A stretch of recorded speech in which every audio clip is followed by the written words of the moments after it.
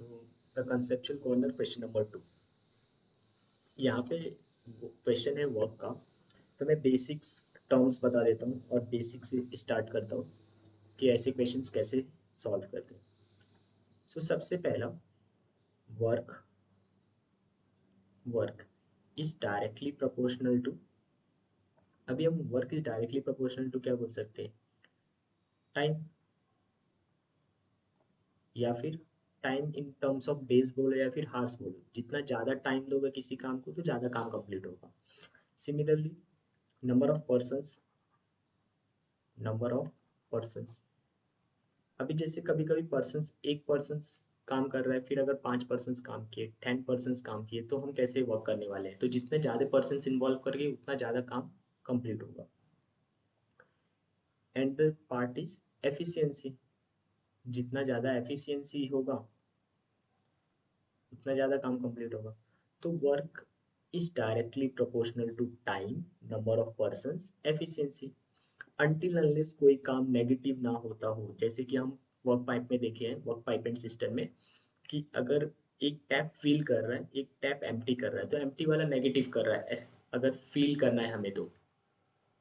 वैसे सिमिलरली यहाँ पे भी कभी कभी हो सकता है कि कोई पर्सन नेगेटिव काम करता हो, ठीक है, तो फिर हमें नेगेटिव सोचना पड़ेगा। अगर नहीं दिया नेगेटिव तो हमेशा ही ऐसे ही वर्क करने वाला है। ओके, देखो अभी यहाँ पे नंबर ऑफ पर्सन्स तो अगर जब इन्वॉल्व होंगे तब यूज़ करना चाहिए। अगर नंबर ऑफ पर्सन्स इन्वॉल्व नहीं है, सिर्फ पर्सन ए की बात करें, बी की, सी की बात करें, तो मोस्टली हम क्या करते हैं कि रेशियो से ही सॉल्व करते हैं।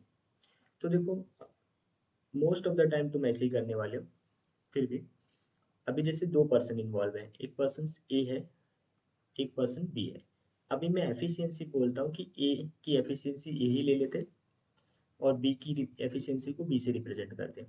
यहाँ पे नंबर ऑफ पर्सन्स तो इन्वॉल्व नहीं हो रहे, तो टाइम ले लेते हैं। Time taken by A upon time taken by B is equal to work done by A upon work done bye.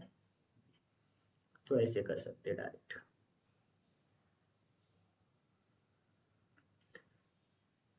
अभी डिपेंड करता है कि वर्क अगर डिफरेंट है तो वर्क सेम है।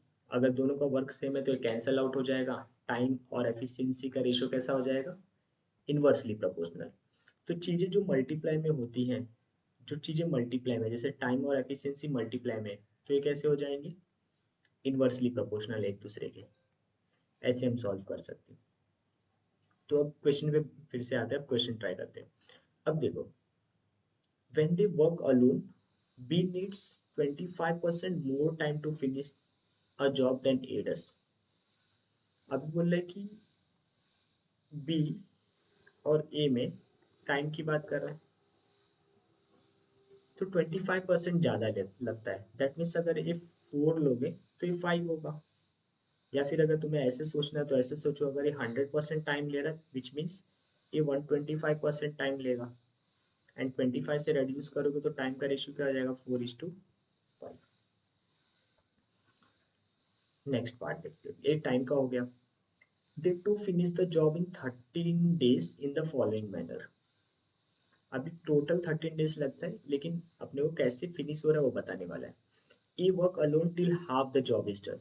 अभी पहले ए काम करने वाला है till half the job is done, which means कि 50% काम करके देगा। नेक्स्ट, तो A works alone till the half, till the job is done, till half the job is done. Then A and B work together for 4 days। Next part बोल रहा है कि ए और बी दोनों साथ में काम करने वाले, कितने डेज? 4 days। अब कितना परसेंट काम है वो तो नहीं दिया है, बट लास्ट स्टेटमेंट में दिया है क्या है? Finally B works alone to complete the remaining 5% of the job, which means कि लास्ट में बी करने वाला है और 5% कंप्लीट करेगा। तो अभी यहाँ से हमें पता चल रहा है कि ये 4 days में ये लोग कितना किए होंगे? 45% वर्क। टोटल तो 100% ही काम होने वाला है। तो देखो यहाँ से पता चल रहा है कि 4 days में ए और बी मिला के 45% काम करते हैं। अभी अगर मैं ऐसे सोचो, यहाँ पे फिर से आता हूँ। अभी मैं ना यहाँ पे डेज निकाल सकता हूँ, बिकॉज मुझे टाइम पता है, तो मैं एफिशिएंसी निकाल सकता हूँ। ठीक है, अब पहले यहाँ पे वर्क करते हैं। अब देखो, अगर मैं बोलूँगा कि टाइम टाइम अगर 5:4 है, तो एफिशिएंसी का रेशियो क्या होना चाहिए? एफिशिएंसी का, तो एफिशिएंसी क्या होने वाला है? अगर सेम वर्क रहेगा, अगर वर्क कांस्टेंट है, तो एफिशिएंसी का रेशियो हो जाएगा 4:5। अगर ये 5:4 टाइम है, तो हो जाएगा 4:5। ये हो जाएगा एफिशिएंसी का रेशियो।